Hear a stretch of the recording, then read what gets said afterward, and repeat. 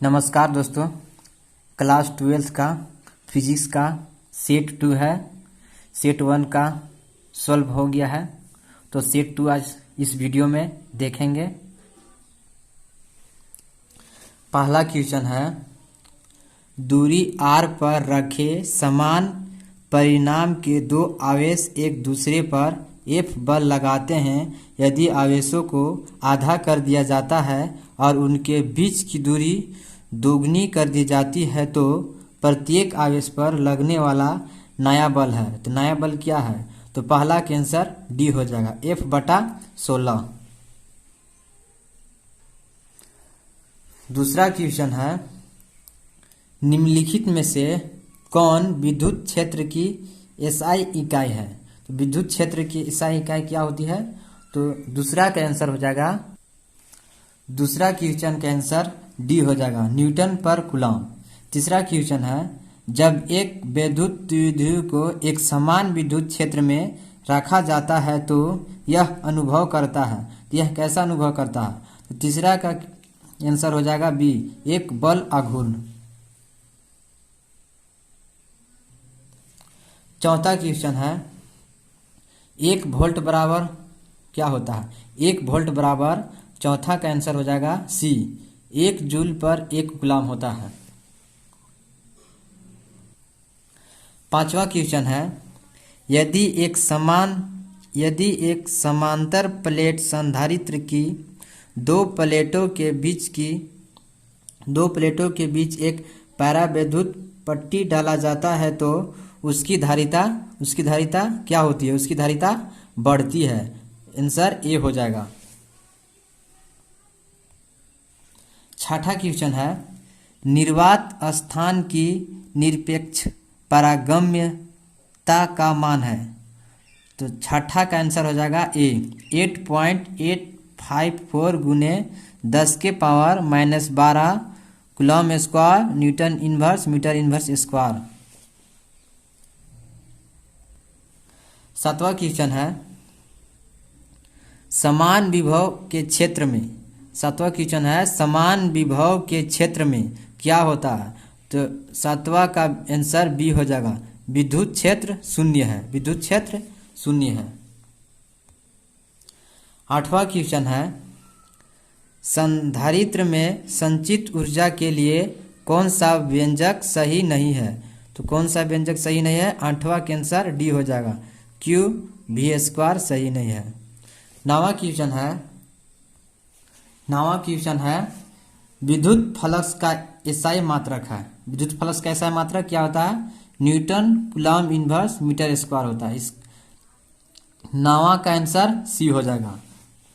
10वां question है, Gauss के नियम के लिए मानी जाने वाली सतह कहलाती है। तो क्या कहलाती है? 10वां का आंसर सी हो जाएगा, गॉसीय सतह। 11वां क्वेश्चन है, एक विद्युत आवेश Q को भुजा A के घन के केंद्र में रखा गया है। इसके एक फलक पर विद्युत फ्लक्स होगा। एक फ्लक्स पर विद्युत फ्लक्स क्या होगा?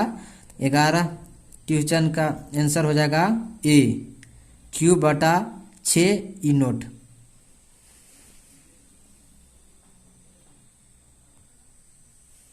बारहवां क्वेश्चन है, ओम के नियम का पालन किया जाता है। ओम का नियम का पालन किया जाता है, क्या पालन किया जाता है? चालक। 12वां क्वेश्चन का आंसर ए हो जाएगा, चालक।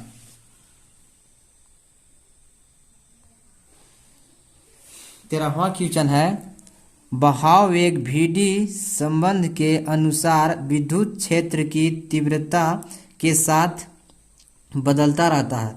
क्या बदलता रहता है? तो 13वां क्वेश्चन का आंसर डी हो जाएगा, vd समानुपाती ई।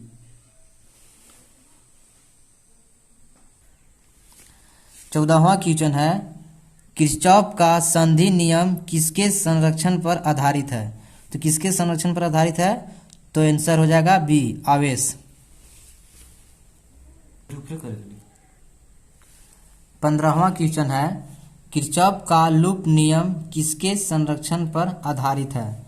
तो इसका आंसर सी हो जाएगा, ऊर्जा।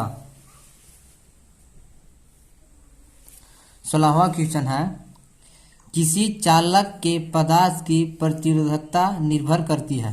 तो प्रतिरोधकता निर्भर करती है लंबाई और अनुप्रस्थ काट का क्षेत्रफल। ए और बी दोनों आंसर हो जाएगा। 17वां क्वेश्चन है, यदि एन सेल प्रत्येक विद्युत वाहक बल ई और आंतरिक प्रतिरोध आर समांतर में जुड़े हुए हैं तो कुल विद्युत वाहक बल और आंतरिक प्रतिरोध होगा। तो क्या होगा? 17वां क्वेश्चन का आंसर ये हो जाएगा, ई आर बटा एन हो जाएगा। 18वां क्वेश्चन है, मिश्र धातु मैग्नीन की प्रतिरोधकता है। तो इसका प्रतिरोधकता है, आंसर हो जाएगा ए, तापमान से लगभग स्वतंत्र। 19वां क्वेश्चन है, समांतर संयोजन में प्रतिरोधों का तुल्य प्रतिरोध है। तो 19वां का आंसर हो जाएगा बी, कम हो जाती है। 20वां क्वेश्चन है, व्हाइटस्टोन ब्रिज में यदि बैटरी और गैल्वेनोमीटर को आपस में बदल दिया जाए तो गैल्वेनोमीटर में विक्षेपण होगा। तो क्या विक्षेपण होगा? तो नहीं बदलेगा। तो आंसर सी हो जाएगा, नहीं बदलेगा। 21वां क्वेश्चन है, समांतर धाराओं और समांतर विपरीत धाराओं की प्रकृति है। तो इसका आंसर ए हो जाएगा, समांतर धाराएं प्रतिकर्षित करती है और समांतर विपरीत धाराएं आकर्षित करती है। 22वां क्वेश्चन है, एक आवेशित कण एक समान चुंबकीय क्षेत्र बी में वेग v के साथ वृत्ताकार पथ पर चल रही है। यदि आवेशित कण का वेग दोगुना कर दिया जाए और चुंबकीय क्षेत्र की तीव्रता आधी कर दी जाती है तो त्रिज्या होगी। इसकी त्रिज्या क्या हो जाएगी? तो आंसर हो जाएगा बी, 4 गुना।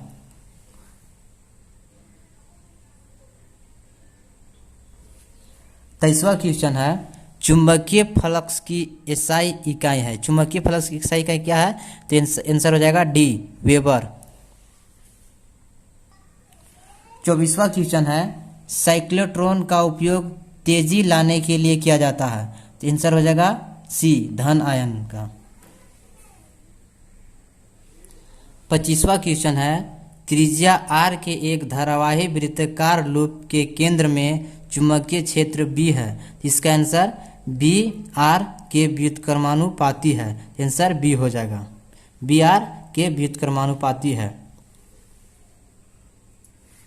26वां क्वेश्चन है, दो समांतर धारावाही चालकों के बीच की दूरी दुगनी कर दी जाती है और चालक के बीच बल पर क्या प्रभाव पड़ेगा? तो आंसर हो जाएगा बी, बल 1/2 गुना हो जाता है, आधा हो जाता है। आंसर बी होगा।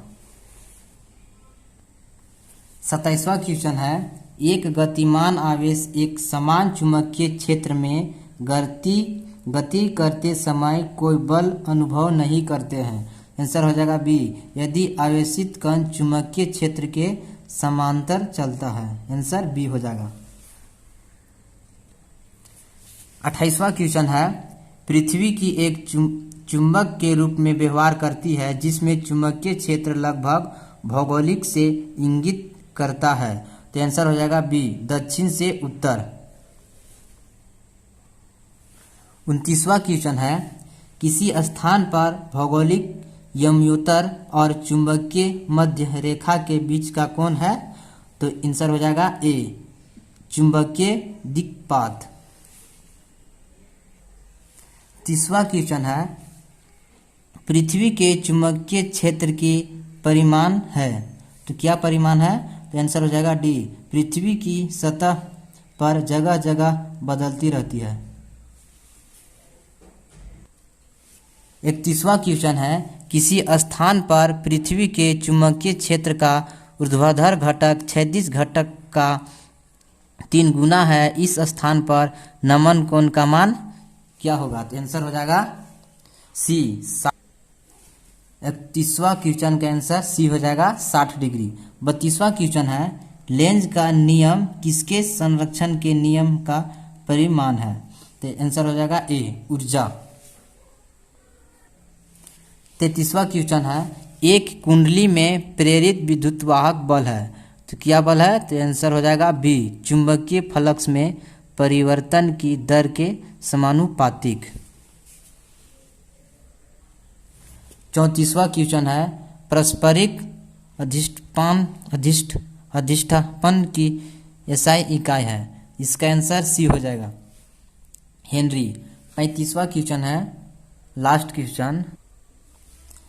क्वेश्चन है, चुंबकीय क्षेत्र एक सतह के समांतर है तो चुंबकीय फ्लक्स होगा, क्या होगा? तो आंसर हो जाएगा सी अनंत। तो फिजिक्स का सेट 1 और सेट 2 कंप्लीट हो गया, तो सेट 3 कल देखते हैं।